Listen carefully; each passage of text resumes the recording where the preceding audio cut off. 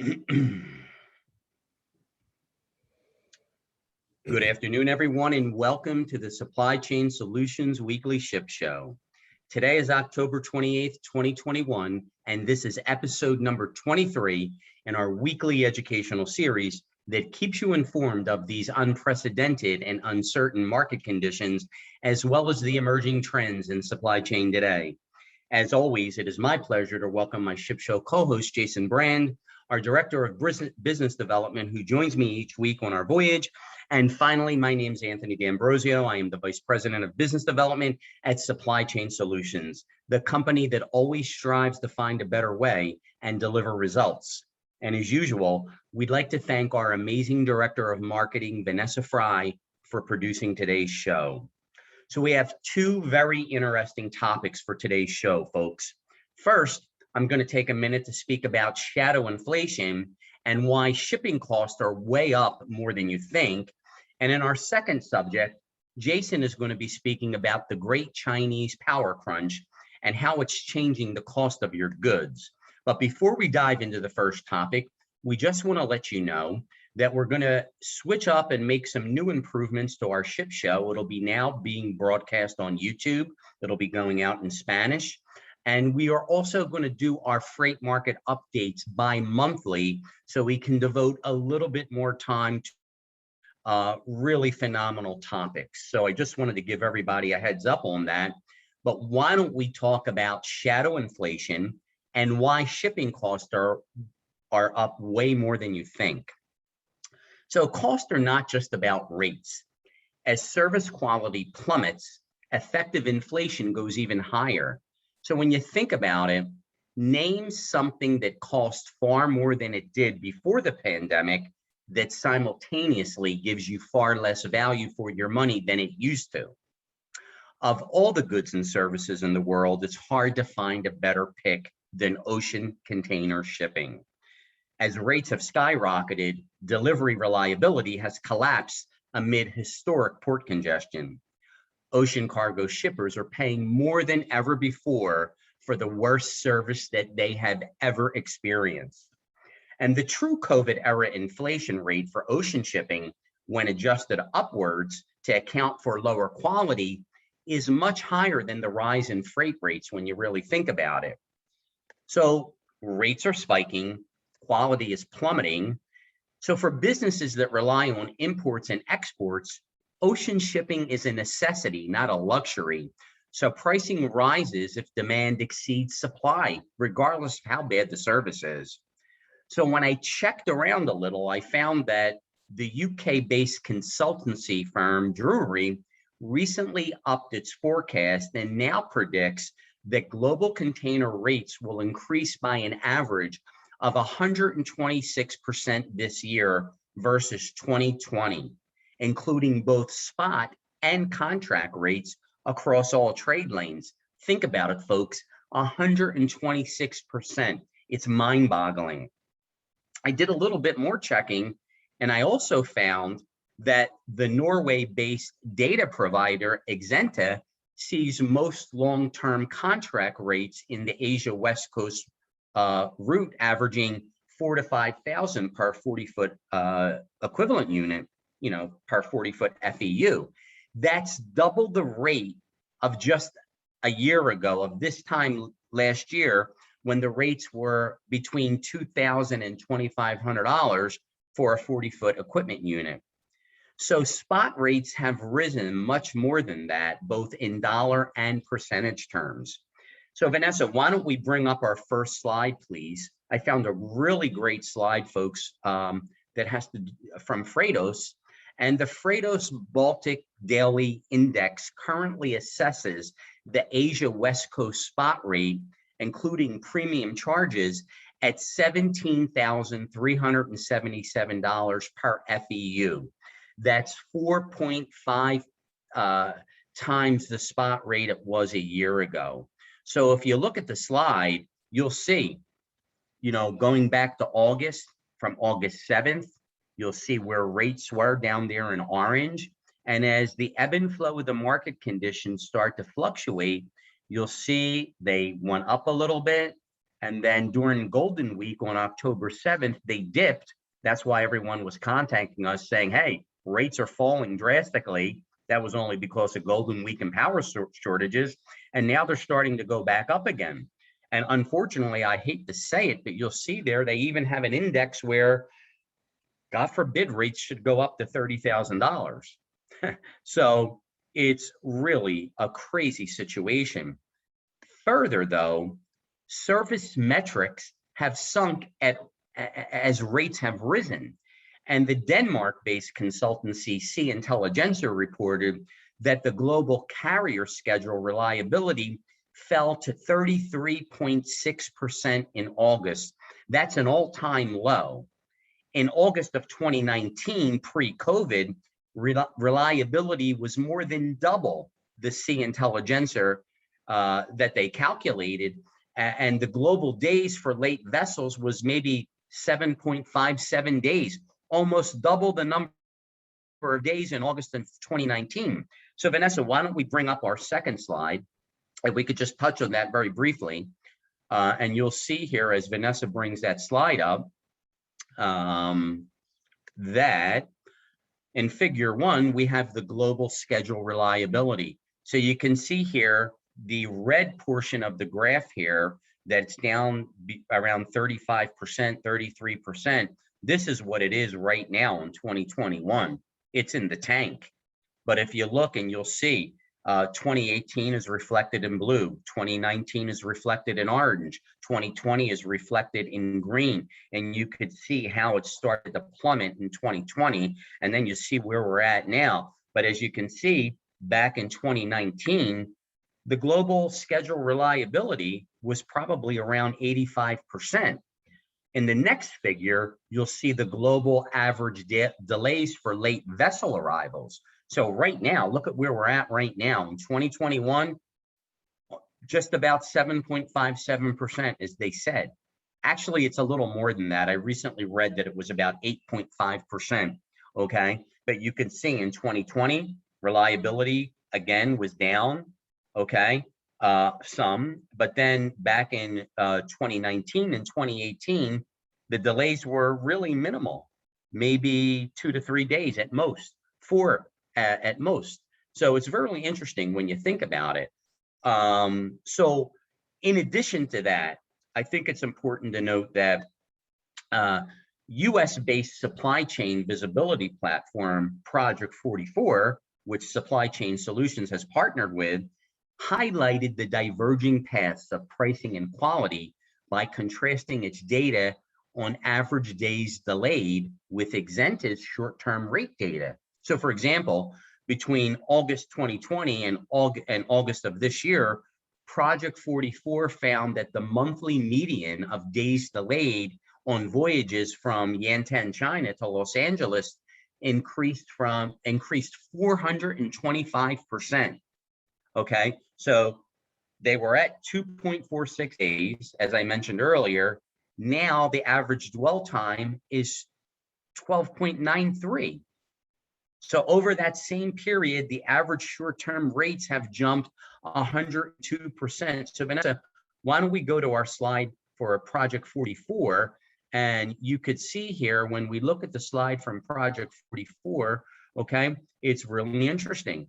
And as you see, going all the way back to September of 2019 and through, you can see how the inflation has hit the market in terms of the delays and the dray time, the days delayed. Okay, so it's really terrible. Look right now, it's really bad. In that last graph, you'll see it's really down there. So what are we talking about here, folks? It's really about shadow inflation. And I recently read an excellent article by Neil Irwin of the New York Times about shadow inflation. And basically, he went on to say that when you pay the same as before for something that's not as good as it used to be, you're effectively paying more. So I've got a great example for you. A pre-COVID example of shadow inflation is the infamous Lay's potato chip incident of 2014. Lay's intentionally included about 5 chips less per bag, lowering the content from 10 ounces to 9.5 ounces. Yet they still charge $4.29 per bag, meaning customers were paying and Frito-Lay was making 5.3% more per ounce of chips. So folks, the point is, many types of businesses facing supply chain disruptions and labor shortages have dealt with those problems, not by raising prices, or not by raising only pricing, but by taking steps that could give their customers a lesser experience. So over the last 18 months, goods and services are getting worse faster than the official statistics acknowledge. So it's implying that our inflation problem has actually been bigger than the official statistics suggested. So how does this all relate to shadow inflation in container shipping? Ocean container shipping is an extreme example of why services are getting worse, despite the enormous freight rate inflation. And I think that measuring quality adjustments to inflation is inherently difficult. So one way to do a back of the envelope estimate of ocean shipping shadow inflation is to focus on time. The longer the delays, the less quality, the higher the cost fallout, the higher the effective inflation above and beyond in freight rates. And I also did a little bit more kicking the tires and looking under the hood, and I found a great article by Jason Miller, who is the Associate Professor of Supply Chain Management at Michigan State University's Eli Broad College of Business. And he suggested using an accounting of inventory carrying cost to measure the time effect. So his example sort of goes like this. If I already own a product and I took possession of it overseas at the port of departure, and it's on my balance sheet, and it's just sitting on the water, then inventory management, there is a charge incurred every day when it's not sold, okay? So in the inventory management component, there's a charge incurred every day that it's not sold, that it stays on that vessel out at the anchorage. So Professor Miller went on to explain that there's the cost of capital, and this is something our executive chairman, Jim Ward, talks about, the cost of money and capital all the time to us. Every $100 of inventory is $100 that can't be allocated elsewhere for a more value producing purpose. There is also the cost due to the obsolescence. And let's remember that word, the obsolescence, because we're going to talk about obsolescence risk in a little bit. It's essentially opportunity cost. The longer the delay, the more additional costs from stockouts, meaning empty shelves, or the need to buy more safety stock, so you have a buffer. So rates rising affect different shippers differently, whether it's price inflation from rate hikes or indirect shadow inflation from slow service. Different shippers are affected very differently. On the rate side of the equation, Exenta shows a massive $20,000 per FEU spread between the lowest price paid by the largest contract shippers in the Trans-Pacific trade and the highest price paid by small spot shippers. And we also see the very bottom of the long-term market at approximately maybe around $3,300 per FEU, although there are very few contracts at this price, I can guarantee you that. But on the other hand, we see the short-term market high of up to $23,000 per 40-foot equipment unit for a 40-foot container in rare situations, and it's really not that rare. We're actually seeing rates higher than $23,000. And what I thought was really interesting is in the latest edition of the Sunday Spotlight report by Sea Intelligence, they analyzed how rate hikes affect different shippers. And they found a huge competitive advantage for larger shippers given this gaping freight sped. So Sea Intelligence, using Exenta data, estimated that the large importers on contract, in this case, in the Asia to Europe trade lane that we were talking about earlier, shipping a 40-foot box with, say, $250,000 worth of high-value cargo would see freight costs rise from 0.5% of the cargo value a year ago to 1.8% currently, an easily digestible increase for that large importer.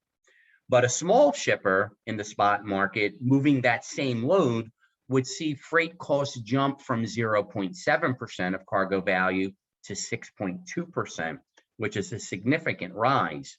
And Sea Intelligence then ran the same exercise with low value cargo, say worth $25,000 in a container. And it said that in this case, the large contract shipper freight to cargo value ratio rose from 5% last year to currently 18%, while the small spot shipper freight to cargo value exploded from 7% to 62%, which are mind-boggling numbers. So what does it all mean? Service delays affect shippers differently.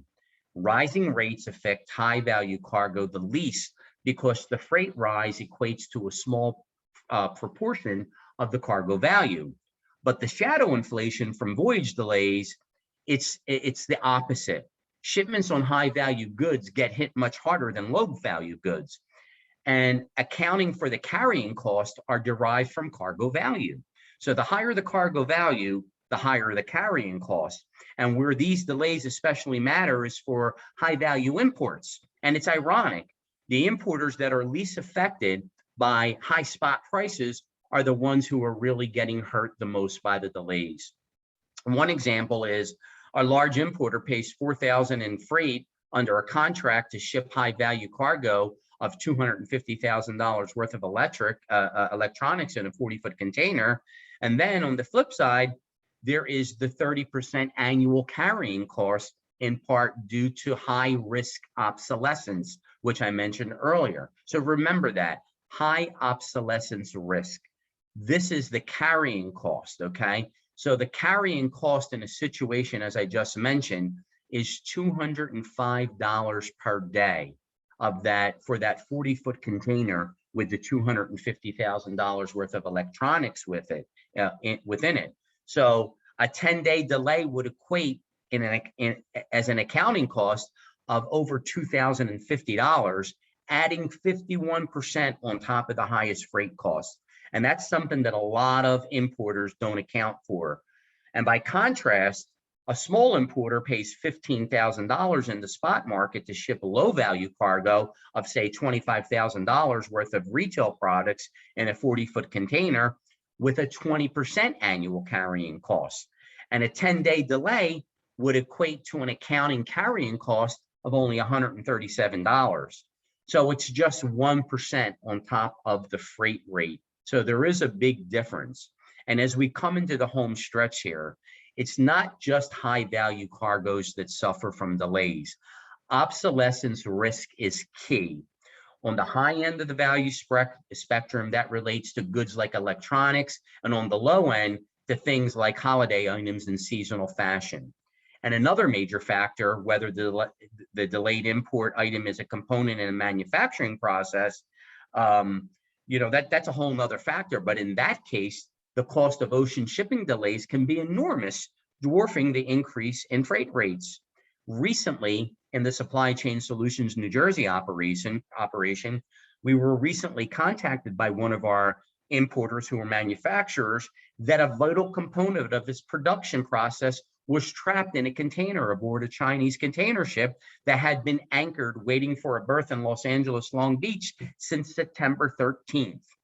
So the point is this, folks. When imports are actually inputs into a production process, and if a stock out is going to shut down a plant, you're now facing a huge opportunity cost. So to close it all up, this is just another example of shadow inflation and why shipping costs are way up more than you think, folks. And this is just another chapter in the great supply chain disruption of 2021. And with that, I would like to turn the platform over to my amazing co-host, Jason Brand, who's going to talk about the power outages in China and how your costs are being affected. Take it away, Jason. Anthony, way to set the bar up to the moon here. Good news, we're on YouTube, so you can keep referring to this video because yeah, this is the new shipping 101 equations you need to know. So wow, Anthony, I'm just blown away by that. That was fantastic. Okay. Thank you, Jason. Yeah, you're welcome. You're welcome. So I think I want to start this off by saying just wow. I chose quite the topic to dive into for this show today. And honestly, you may have more questions than answers by the time I'm finished. But if you ask me, that's okay. And honestly, this is a critical issue that will affect most of you who are internationally shipping. So at the very minimum, I'm hoping today serves as a reminder to keep your eyes on international economies.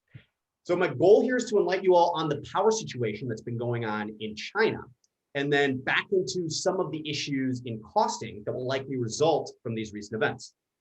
So right off the start, I think, and this is just a pure guess, but I believe most people, when they first heard about the power crisis happening in China, assumed it was a result of the issues at the Three Gorges Dam. And I'm assuming this because right when China was initially having these power issues, the headlines all were talking about how China's dam was in dire need of repair. But truthfully, this is not why China is having these current power issues. And furthermore, power issues in China are actually a normal thing. And they also tend to happen around this time of the year. And while I think it's important to add that, yes, there have been some notable events surrounding the Three Gorges Dam over the past 6 months, the primary issues happening here right now have really been the result of different things. So when you break it down, there's two things that stand out this year that have caused the candle, so to speak, to be burning on both ends. And I think the best way to look at this situation is the way we like to discuss transportation, and it's contrasting supply and demand. So firstly, when you look at the demand side, China's economy was on track for a record year, specifically in the industrial sector. And even given the bottlenecks in raw materials, China saw its industrial sector grow by 16.4% year over year in July. And on top of that, the real estate conglomerate Evergrande and others have been pumping the market full of housing. So these two similar but very different industries alone have had a dramatic effect on the country's energy consumption. China's total electricity consumption rose by 15.6% in the first 7 months of the year, with 16 of the China provinces exceeding the national average. And this is just a massive increase in power requirements. And when looking at the past 5 years of power usage for the country, it's a clear change in slope. Now, all of this demand comes at a time when there are critical supply issues, particularly for goods and materials. But there are also a few self-imposed things that have caused notable constraints for China as well. So first and least negotiable, China made a green pledge. So this year, China's President Xi addressed the United Nations General Assembly and pledged that China will strive to peak carbon dioxide emissions before 2030 and achieve carbon neutrality before 2060. He also added China would increase support for other developing countries in developing green and low carbon energy and not to build any new coal-fired power projects abroad. Now, this is huge, and it's because it's really hard to comprehend how much energy China consumes. So China has the second largest hydroelectric power supply in the world, and it's actually second just by a hair. But despite this, they still consume the most coal on Earth. And not only do they consume the most coal, they consume about 400% more coal than India, who holds second place in total coal consumption. And then the US sits behind India with 30% less consumption than India. So China's pledge to the UN has this rubber meet the road kind of scenario where basically, in Beijing's words, they're going to control national energy usage by cutting energy consumption per unit of gross domestic product by 3% in 2021. So I think it's clear that this mandate and these climate goals, they just came at a very tough time for the country. They saw some incredible growth right as they saw to implement some of the strictest climate measures when you factor in their total energy consumption. So even though this alone is enough to cause a severe energy throttling situation, there's a very critical other issue affecting the country this year as well. And that's that China doesn't have enough coal. So first things first, I'm no coal expert, so take my facts, but realize but there's multiple grades of coal. They've got different applications for each grade, and that factors into these figures. So you need to kind of check this data. But to set the stage, we mentioned the substantial increase in energy consumption throughout China earlier. So that was specifically to the tune of 15.6% over the first 7 months of 2021. So that extra power consumption takes a lot of coal. China domestically can produce, this is insane, 2.7 billion tons of coal each year. So real quick, just take a second to consider how much mining that requires to produce 2.7 billion tons of coal. And that's not even factoring in transportation. But anyway, normally that 2.7 billion can run their economy. But if you look at the current energy consumption figures, China's on track to need 3 billion tons of coal in order to simply meet their energy demands. And this is a really big problem. And it's hard to correctly convey the whole web of issues that affect this scenario, but a couple things to consider. Generally speaking, coal producers, they hoard coal late fall, and it's a means to hike up prices. And while this is normally the case, we've got these global transportation issues combined with a huge spike in coal demand worldwide, and it's just driven coal prices to record-breaking highs. So the price of coal this summer, over the summer months, which it's not in the highest of demand, it doubled year over year. And then more recently, it increased 40% month over month. So now as we start to tiptoe towards this idea of costing increases, China generally has got a very strict policy on controlling commodity prices, but they just announced they will allow power producers to raise prices during the coldest months of the year. And this is for China, it's December through February. But for many Chinese economists, this is being viewed as the first step to passing through rising energy prices to the end consumer. Now, this isn't the solution.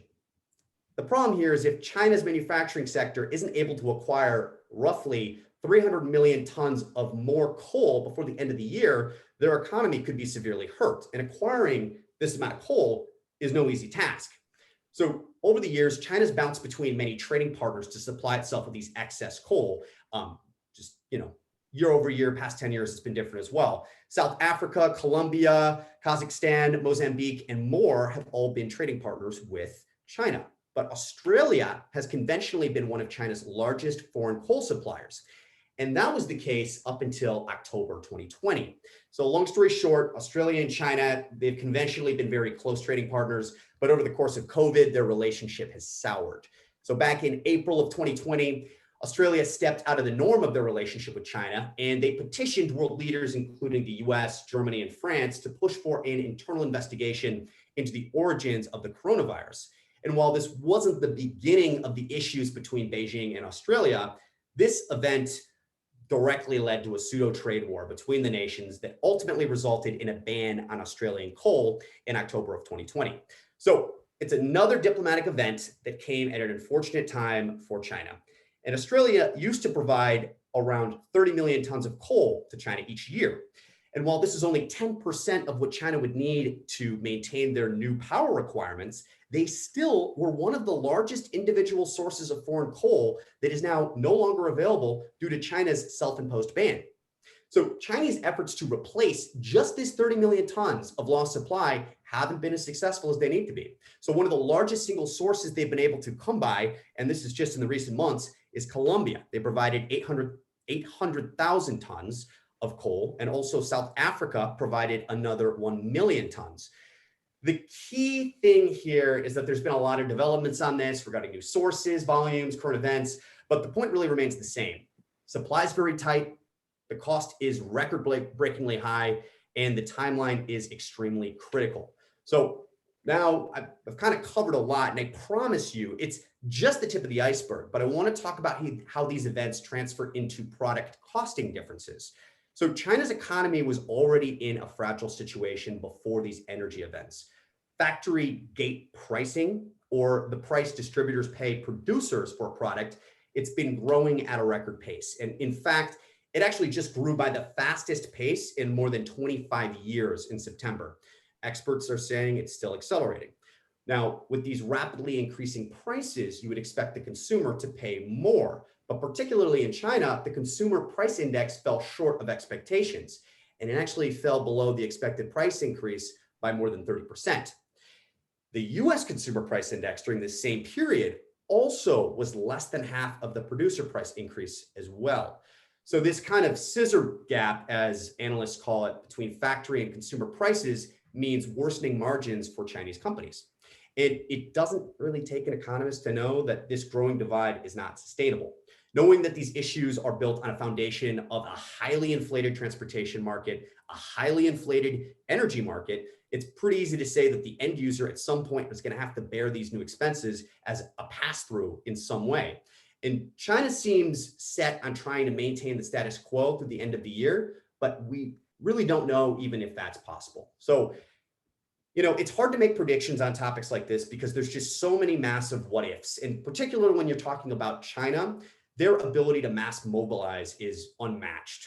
That being said, there's some serious problems in China that they can't solve on their own. And it's critical that you consider these risks into your forecasts when you're going forward, particularly looking into next year. But we personally have never been in a better position to recommend our sourcing partners to aid in just analyzing your current suppliers or figuring out your total landed costs and evaluating potential new suppliers. If you are looking to explore this route, you can always contact Anthony or me. We can set you up with any one of our partners just to see what it would look like for you. But yeah, that's what I've got planned for today. So thanks so much. Jason, that was tremendous. Some really keen insights as always. And, just one other thing, everyone has heard about Evergrande, which is China's second largest real estate developer. Well, they're $300 billion in debt right now. So should that company go under in China, there is going to be such an economic ripple effect that is going to kind of bleed into global supply chain in some respects. So really, really a crazy situation to watch out for. But I just want to thank everyone for joining our show today. We're going to have some tremendous topics for you next week. Remember, Supply Chain Solutions is your integrated logistics service provider. And I'm sure everyone is going to be looking forward to our new client portal coming out in the beginning of the new year, powered by Project 44. So I want everybody to make it a great day. And if you ever need us, we're always there for you. Make it a great day, everyone. Thank you. You're welcome. And Vanessa, do we have questions? We don't have any questions today. Doesn't look like it. I think you guys were very, very good. So, we always do get some questions via email. So we'll reach out to those people, on a one-on-one basis. So, oops. I actually just got a question. Okay. Let's get this one. Alicia says, I joined pretty late. When do you think China will stabilize this carbon situation? So do we see Jason, any go ahead. timeline? You were just talking about that. Yeah, that's really, really tough. So I think it's going to be interesting to see after February because they've got a couple monetary policies that they are talking about right now going through the end of the year. So we need to get through Q1 with China to see what their recourse is. And, a lot of this throttling that's going on right now is to meet these green pledge goals. So they've got two sides of the coin, right? They have the lack of coal, but they also are trying to meet this 3% per unit of GDP. And that's why generally year over year, they're doing some of these just throttling in general. Right now it's extreme. There's really quite a few terrible stories about some situations, but after the first, it's going to really set the stage for what China's going to look like in 2022. So I would honestly consider, January, let things settle. February, we can even dive back into this, taking a closer look at what's going on in China, because that really should be kind of spelling out what the future is for 2022 for China. Absolutely. Absolutely. You're right on the money there, Jason. And one little caveat, while China's public persona is to want to, go green and they're all on board with the whole green energy and, with climate change. I recently read some articles and they are firing up every one of their coal plants because of lack of energy right now, especially on the hydro side. So despite what you may hear, they're firing up their coal plants and because they need power. Mhm. So it's going to be interesting to see how it plays out. I agree. Okay, perfect. I took note of that, Jason. So in February, we're gonna get the same topic. And I got a thank you from Alicia. Let's push that back to March, actually, just thinking Chinese New Year. Perfect. Perfect. Oh yeah, true. Good point. Okay, let's do that. Thank you so much everyone for joining and have a great rest of your week. Make it a great day, everyone. Thanks, everybody. Bye-bye.